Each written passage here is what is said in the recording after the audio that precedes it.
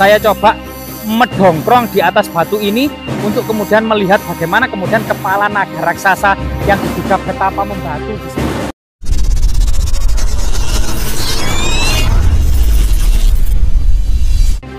Pemirsa, saat ini kita memasuki pedalaman hutan untuk menelisik, menyelidiki, mengobservasi jejak-jejak peradaban leluhur kita. Karena di lereng gunung pada masa lalu itu tempat para asrama, para pertapa ya, para resi, kemudian tempat para pengembara mencari ilmu, dan gunung juga tempat bersemayamnya arwah-arwah leluhur, serta kemudian berbagai macam tinggalan neolitik, megalitik di masa lalu. Coba kita selidiki ya, beberapa batu misterius seperti ini kita mendapati batu, teman-teman. Tapi batunya itu seperti apa ya? Seperti umpak gitu loh. Seperti umpak, dan mungkin ada jejak-jejak pahatan yang ditinggalkan oleh leluhur kita. Selain itu memang hutan ini menghasilkan oksigen murni, menyerap karbon dioksida secara masif dan racun-racun di udara. Serta kemudian hutan juga merupakan rumah ya dari sebagian besar flora dan fauna. Mari kita keliling-keliling.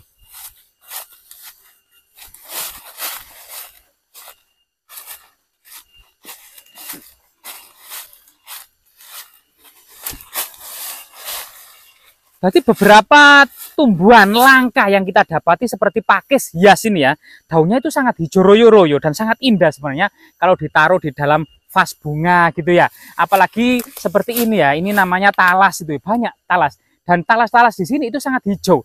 Dan ini salah satu kemudian ini daunnya ini, pangkal daunnya ini sangat-sangat penting dalam kemudian cita rasa masakan tradisional. Bisa disandingkan dengan nasi jagung, dan konon katanya ini juga bisa menangkal penyakit malaria. Nah ini, coba kita lanjutkan.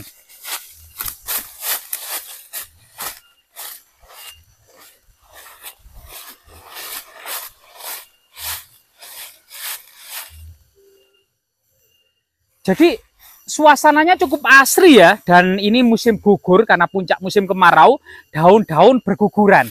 Biasanya juga ada beberapa serangga atau mungkin reptil semacam ular tanah, Javanese pit viper, itu biasanya berkamuflase. Ya, berkamuflase itu semacam merubah dirinya itu warnanya seperti daun-daun kering, kayak bunglon. Nah ini. Lah, coba kita dapati batu raksasa yang ada di sebelah sana ya. Kelihatannya ada semacam peninggalan neolitik, megalitik, atau mungkin juga jejak-jejak kabuyutan. Mari kita ke sana.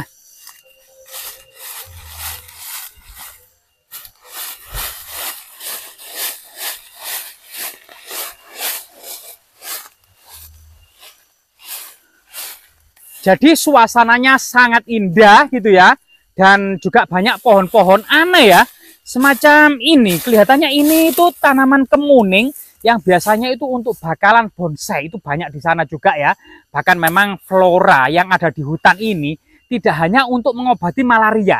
Sebagian besar flora-flora yang ada di hutan merupakan obat bagi kanker, TBC, kemudian obesitas, diabetes, asam urat ya, kolesterol. Termasuk konon katanya sebagian flora itu bisa mengobati HIV AIDS. Nah ini, coba kita nelisik ya. Nah ini, ada semacam batu raksasa atau jejak-jejak peradaban megalitik ya. Selain itu, di lokasi ini kita akan menemukan serangga yang suaranya itu kadang sebagian orang memaknai itu sangat nyaring sebagai sebuah meditasi. Namun sebagian orang kadang mengatakan suara-suara ini bisa kemudian memekakkan telinga kita, dan suara ini berasal dari serangga, makhluk ciptaan Tuhan yang sangat sangat-sangat sangat-sangat unik dan penuh misteri, mengeluarkan suara yang sangat nyaring yang biasanya dikenal dengan garengpung. Nah, itu teman-teman ya. Nah, ini ada di depan kita, ini ada batu raksasa. Kemungkinan ada semacam goresan atau batu gorit, jejak-jejak batu dakon atau batu lumpang. Bahkan di area ini itu ada semacam struktur batu alam ya. Nah ini ada semacam struktur batu alam. Kemungkinan memang semacam struktur punden berundak-undak ya pada masa prasejarah. Van Heckeren melakukan pendataan di lereng Gunung Welirang sebelah utara ini, mendata berbagai macam tinggalan megalitik. Seperti dikatakan dalam bukunya itu, yaitu di Sajen, di Selawe, di Kemiri, di Kesiman Tengah, di Jeruk, gitu. Itu banyak sekali tinggalan-tinggalan megalitik berupa tahta batu, batu menhir, batu dakon, kemudian berundak-undak, gitu ya. Termasuk kemudian banyak sekali batu-batu yang lainnya menyerupai kemudian sarkofagus dan dolmen. Nah, ini. Rahayu, rahayu, rahayu. Ya, ini batu yang sangat misterius, perlu kita selidiki gitu ya. Dan kemungkinan ada jejak-jejak tinggalan. Nah, mungkin kamera bisa didekatkan untuk kemudian mengezoom beberapa bagian dari batu ini. Misalnya moncong ini mungkin ada jejak pahatan gitu ya. Ada kemudian apa cekungan-cekungan, dan ini juga ada semacam goresan-goresan. Nah, ini goresan-goresan di sini cukup aneh ya. Jadi ada semacam goresan-goresan yang menyerupai punggung kulit katak ya. Jadi mungkin bisa saja batu ini disebut dengan batu katak raksasa gitu ya. Batu katak raksasa bisa saja ini.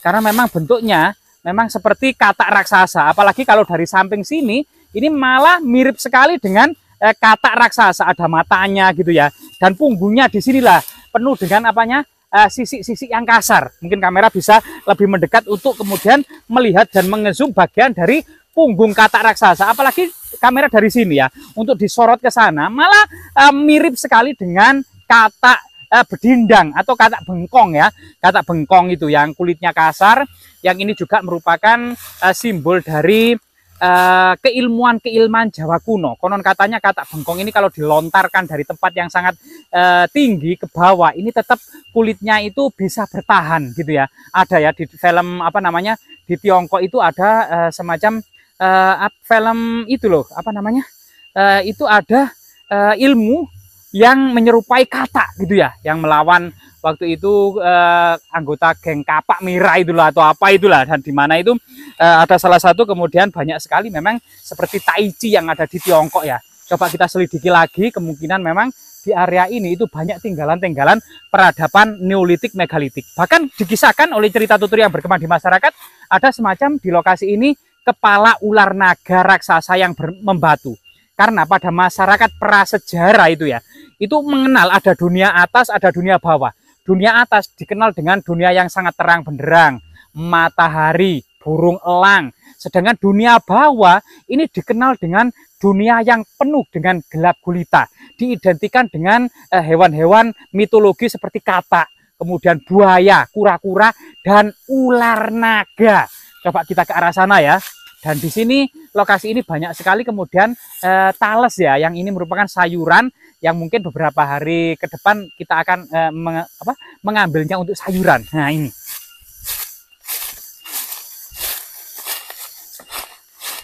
Jadi di sini, oh ya, kita akan mendapati ternyata teman-teman di lokasi ini juga ternyata ada hewan-hewan seperti kemudian babi hutan atau celeng. Coba di sini, ini jejak kemudian dimakan oleh hewan-hewan tersebut ya.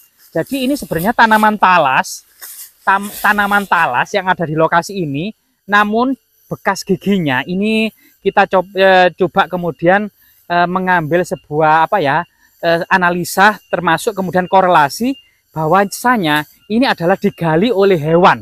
Misalnya ada landak atau juga mungkin babi hutan yang ada di lokasi ini ya. Nah, ini bisa menggali ya.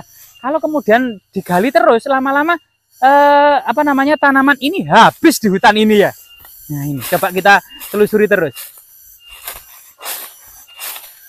Nah, sedangkan di sana jika kita lihat gitu ya, memang beberapa batu raksasa ini kemungkinan juga merupakan peninggalan peradaban Neolitik atau megalitik.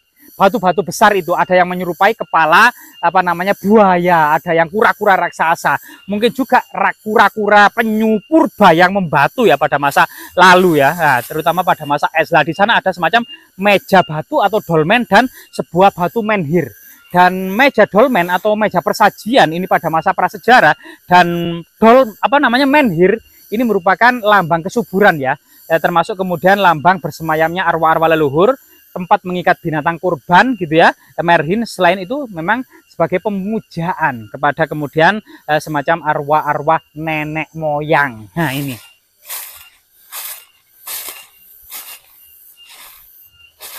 Lah, kembali lagi kita semacam dihebohkan, kok ini ada semacam kerusakan-kerusakan yang terjadi di talas-talas ini. Mungkin hewan-hewan liar ya, seperti monyet, babi hutan, atau yang lainnya memang ya, yang melakukan perusakan-perusakan ini. Lah, kita bisa lihat ini ada jejak-jejak penggalian yang dilakukan gitu ya. Nah, jejak ini adalah jejak galian yang dilakukan oleh hewan-hewan untuk memakan bonggol dan ini. Lah, ini jejak gigi-gigi hewan tersebut ya. Artinya memang di hutan ini banyak sekali hewan-hewan liar seperti landak atau mungkin juga babi hutan. Nah, ternyata di atas kita itu ternyata sudah merupakan jalan raya ya, jalan raya. Sehingga kemudian kita akan bisa lebih ke jalan raya. Selain itu dilihat di sana itu memang ada kemungkinan ada jejak peradaban megalitik ya. Dan peradaban megalitik sendiri di Jawa ini dibawa oleh masyarakat Proto Melayu 3000 sebelum Masehi. Jadi jauh ya, jauh sebelum kita.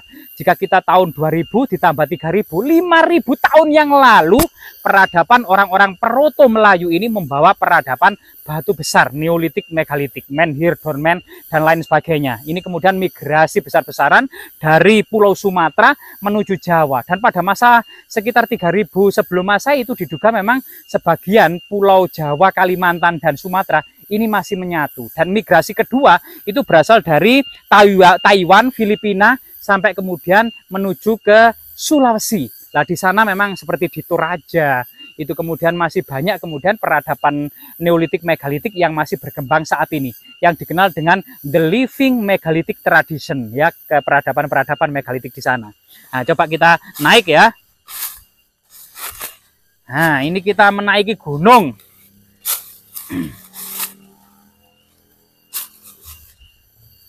Nah, di sini memang jalanan agak landai.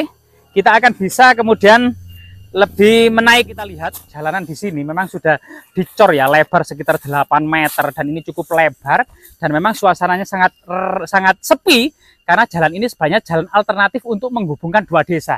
Desa yang ada di bawah ya dan desa yang ada di atas. Dan di lokasi ini memang banyak sekali peninggalan-peninggalan megalitik ya.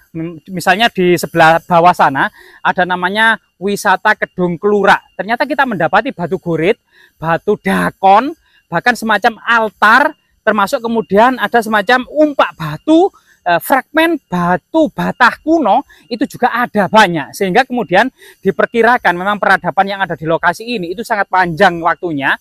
Diperkirakan mulai dari peradaban megalitik sejak 3000 sebelum Masehi, kemudian dilanjutkan peradaban Dongson atau peradaban perunggu sejak 500 sebelum Masehi sampai awal Masehi. Kemudian seiring dengan peradaban Hindu-Buddha munculnya semacam asrama-asrama para pertapa sampai masa akhir Majapahit, karena sekitar 1 km di bawah sana ada prasasti Lencana Raja Girindra Wardana Dhyarana Wijaya yang kemudian identik dengan tahun 1486 Masehi, masa-masa akhir Majapahit.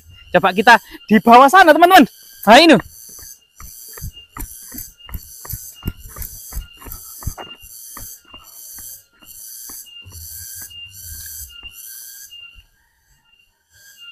Jadi selain kemudian hutan mahoni gitu ya, dan hutan pinus sebelah kiri, banyak juga misalnya tumbuh-tumbuhan yang bisa dimakan sebenarnya. Daun di sana itu nama lokal daerah sini itu namanya daun ketopuk. Nah, ini bisa dibuat sayur. Nah, jadi jalan ini memang banyak juga lalu lalang kendaraan ya. Namun suasananya tetap sepi. Nah, ini daun ketopuk ini merupakan salah satu sayuran pada masa kuno ya, daun ketopuk. Sampai saat ini juga masyarakat masih menggunakan daun ketopuk untuk sayur mayur. Nah, coba kita ke sana semakin mendekati suara gareng pung.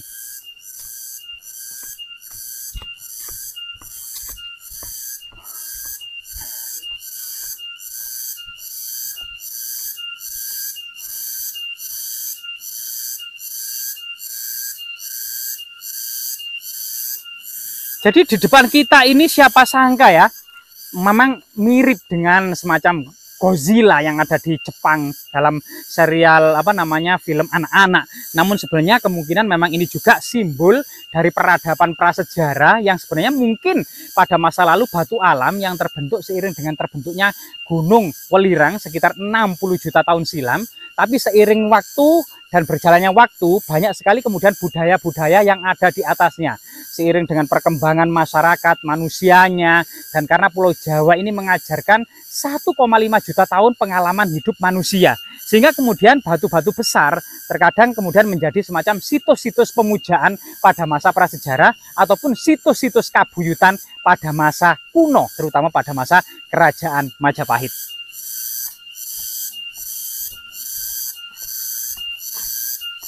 Jadi mungkin kameramen bisa ke sini ya. Kameramen bisa ke sini. Saya coba mendongkrong di atas batu ini untuk kemudian melihat bagaimana kemudian kepala naga raksasa yang diduga bertapa membatu di sini ya. Nah, ini luar biasa sekali. Ya. Nah, ini teman-teman. Jadi kita mendapati di sini, nah, ini masyarakat mengenalnya sebagai batu kepala naga raksasa yang bertapa membatu. Nah, ini memang kelihatan moncongnya, hidungnya, matanya, kemudian semacam jenggernya gitu ya, bagian mulutnya itu sangat terlihat sekali, dan kepalanya sampai ke bawah, dan ternyata di bawah itu ada semacam sunsunan. Jadi sunsunan batu-batu yang sampai ke bawah dan batu-batunya sangat besar. Dan di bawah sana semacam kemudian punggung-punggung ular naga, sampai kemudian tubuhnya meliuk-liuk dan masuk ke dalam tanah. Sebagaimana kemudian sebenarnya ular naga selalu diidentikan dengan kemudian kazana-kazana tentang bencana ya di masa lalu, gempa yang dianggap sebagai menggeliatnya ular yang sedang tidur di dalam perut bumi. Nah, ini suasana cerita yang sangat familiar di masyarakat desa ini. Misalnya kemudian banjir bandang dari gunung, tidak ada hujan, tapi air bah langsung dari gunung membawa gelondongan-gelondongan kayu, semak-semak belukar, rumpun bambu yang berdiri tegak. Itu dikatakan bahwasanya pengiringnya ular baru kelinting yang hendak hijrah atau kemudian bermigrasi menuju lautan. Jadi banyak kemudian fenomena yang itu mengidentifikasi semacam peristiwa-peristiwa gempa, bencana, banjir bandang, gempa, yang kemudian akhir-akhir ini juga ada kajian tentang gempa megatrust. Nah, ini juga sebuah peristiwa yang terus berkala di masa lalu sejak masa purba. Artinya memang bumi ini juga berproses menuju ke sebuah kesempurnaan, terus kemudian bergolak dengan seiring waktu, dan kita mendapati Pulau Jawa ini terbentuk karena aktivitas vulkanik dan tektonik. Semoga kemudian batu raksasa yang menyerupai kepala ular naga raksasa ini bertapa membatu terus memberikan kemudian inspirasi tentang kajian alam, budaya, cerita, mistis, legenda, bahkan kisah-kisah misteri yang ada di masyarakat ini, yang kemungkinan di balik segala cerita itu ada peristiwa-peristiwa yang sangat bersejarah di baliknya, atau ada peristiwa-peristiwa bencana yang maha dahsyat di masa lalu. Semoga bermanfaat.